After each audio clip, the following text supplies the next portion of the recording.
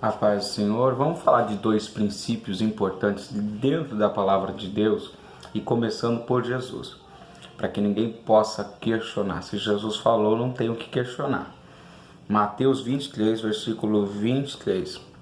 Ai de vós, escribas e fariseus, hipócritas, porque dais o dízimo da hortelã, do endro, do cominho e desprezais o mais importante da lei, o juízo, a misericórdia e a fé. Deveis, portanto, fazer estas coisas e não omitir aquelas. Jesus aqui está repreendendo o grupo religioso não por dar o dízimo, mas por dar o dízimo e esquecer de outras coisas mais importantes ainda, que era o juízo, a misericórdia e a fé. Jesus não está dizendo para não dizimar, Jesus não cancela o dízimo. Ele diz, deveis, portanto, fazer estas coisas e não omitir, não esquecer daquelas. É o caso que nós vemos de pessoas, às vezes existe gente que só conhece aquele versículo, Deus é o dono do ouro e da prata, servem a Deus pela ganância, servem a Deus pela cobiça do coração. Não é errado dizimar, Jesus diz nesse versículo para nós dizimarmos, mas ele diz para nós prestarmos atenção em princípios maiores do que esses, até porque toda bênção bíblica, ela vai ser liberada na minha e na sua vida conforme o nosso coração se alinha com a prática que está sendo feita ao exterior. Jesus chama os fariseus e escribas de hipócritas. O que simboliza então é que eles estavam tendo uma prática de caridade, mas o coração dele estava bem distante daquilo. Então, para que eu seja abençoado e eu venha receber de Deus a consequência da minha obediência, não basta só o ato. Eu tenho que estar fazendo aquilo com um coração reto também, que é o caso que vai te falar lá em, deixa eu abrir aqui, em 2 Coríntios. 2 Coríntios vai se falar a respeito da coleta feita para o apóstolo e os seus cooperadores quando eles fossem para a igreja de Coríntios. Paulo envia uma mensagem antecipada dizendo, preparem uma coleta de dinheiro, de recursos financeiros para quando eu for, para eu não ser tido como avarento, para que isso seja feito como uma oferta agradável a Deus. 2 Coríntios capítulo 6, e digo isto, que o que semeia pouco, pouco também se fará, e o que semeia em abundância também se fará. Cada um contribua segundo propôs no seu coração, não com tristeza ou por necessidade, porque Deus ama o que dá com alegria. Aqui, primeiro Jesus tinha falado do dízimo, aqui está se falando de uma coleta específica para o apóstolo e para suprir as necessidades dele. Ele não está cancelando o dízimo, ele está dizendo que para essa oferta específica, cada um contribua conforme propôs o seu coração. É o ato que a igreja está se unindo para ajudar uma pessoa específica. Esse ato aqui é o momento que a igreja está se unindo para ajudar alguém. Nesse caso, cada um contribua conforme propôs o seu coração. Lembre-se, Jesus não cancelou o dízimo, ele disse, deveis fazer estas coisas e não omitir aquelas. Aqui, quando se refere a ajudar alguém, ele está dizendo, contribua conforme o seu coração propôs. Para isso não existe lei, para caridade a Bíblia diz, não existe lei.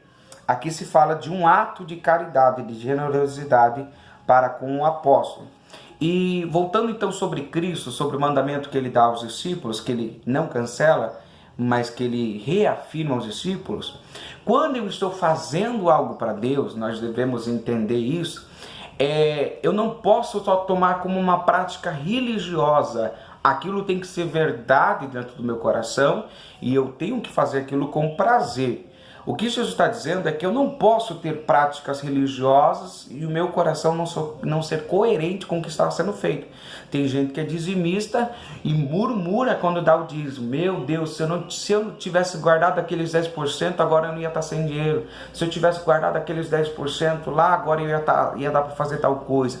O que eu faço para Deus tem que ser um sacrifício perfeito e agradável. O meu racional, a minha razão tem que estar de acordo com o que eu estou fazendo. Eu tenho que fazer com prazer, com alegria. Entenda isso.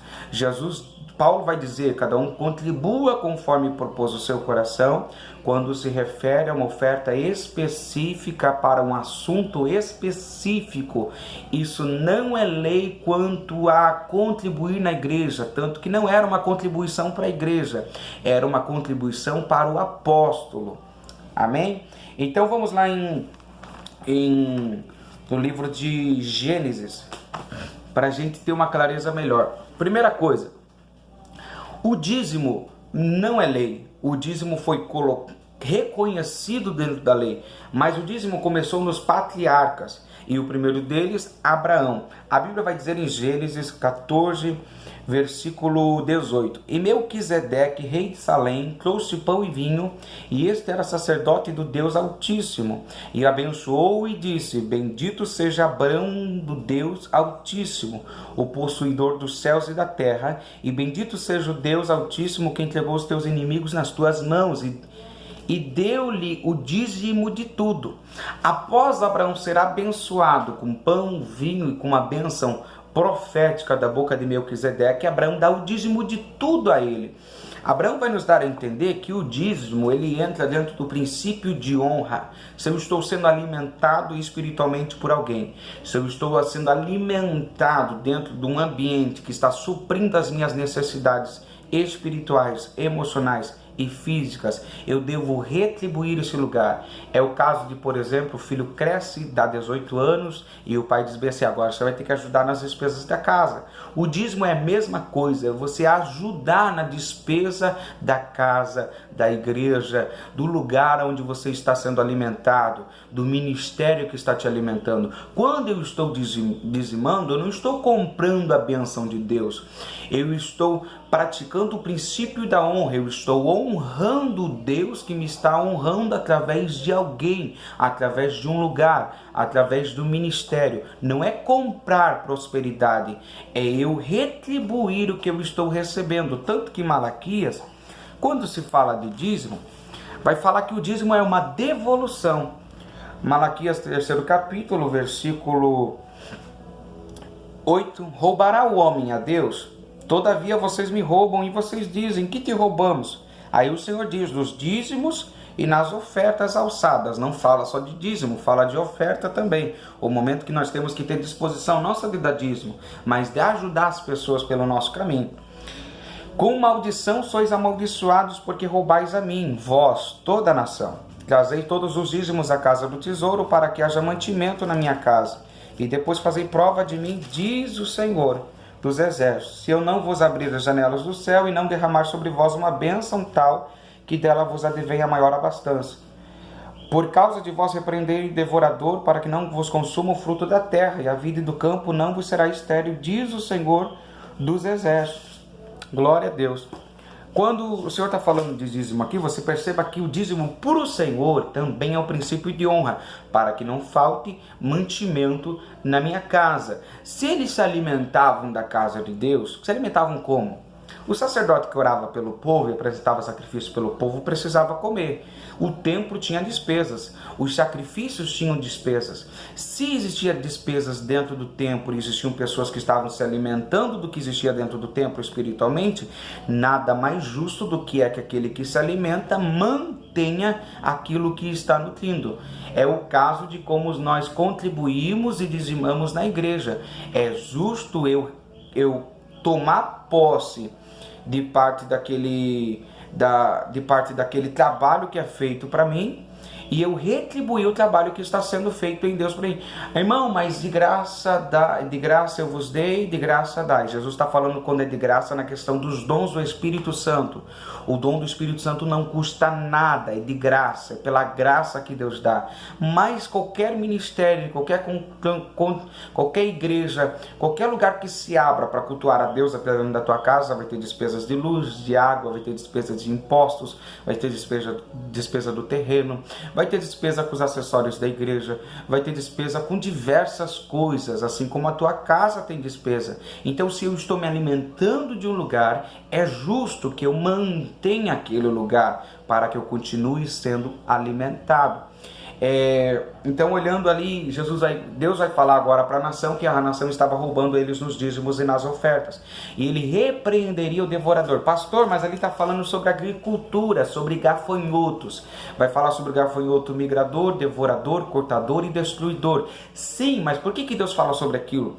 Porque a Bíblia vai deixar bem claro que a nação de Israel sobrevivia em grande parte do seu efeito na agricultura, do resultado da agricultura. Tanto que quando Elias vai provar o povo de Deus, a Bíblia vai dizer que Elias fala para que não chovesse sobre a terra. E muitas vezes que o povo de Deus entrou em provações, Deus mirrou a colheita, porque a colheita para eles era algo importante, era parte do trabalho deles. Quando eu dizimo, Deus está abençoando os trabalhos das minhas mãos. Eu não posso esquecer que o meu dízimo tem que ser alinhado com uma coerência dentro do meu coração. Eu tenho que dizimar, devo dizimar. Pastor, mas eu não gosto de fazer as coisas de forma forçosa. Então você nunca vai amar a Deus, porque o primeiro mandamento é: ame o Senhor teu Deus com todo o teu entendimento, com toda a sua alma, de toda a sua força e de todo o seu coração.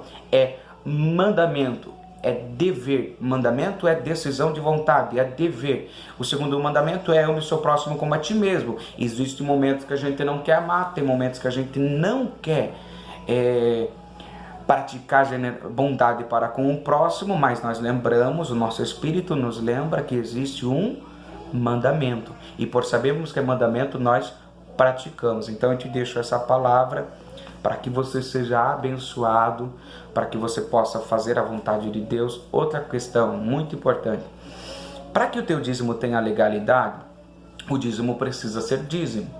Uma vez eu passei por uma situação, um irmão chegou para mim e disse assim: pastor, está quebrando tudo dentro de casa, as coisas estão tudo velhas, nada dura dentro de casa, até minha cama quebrou. E ele falou bem assim: pastor, eu sou dizimista faz muito tempo e eu não vejo nada mudar. De repente a esposa cutucou ele e falou assim: amor, você dá o dízimo do teu benefício, mas você não dá o dízimo das pinturas que você faz por fora. Preste atenção nisso daqui. Ele estava dando dízimo, mas ele estava mentindo até no dízimo que ele estava dando, porque não era o 10% de toda a renda dele, era os 10% de uma parte da renda dele. Primeira coisa, por teu dízimo ter efeito diante de Deus, você vai ter que alinhar o teu coração com sinceridade no que você está fazendo, sem murmuração, com alegria, com amor, e aqui dentro eu preciso estar em paz em fazer isso. Outra coisa, ele deu parte do benefício, mas não deu a parte da pintura. Precisa ser os 10% integrais de toda a sua renda. O outro detalhe que a gente precisa entender: eu posso dividir o meu dízimo, pastor, dar 5% para um ministério e 5% para o outro?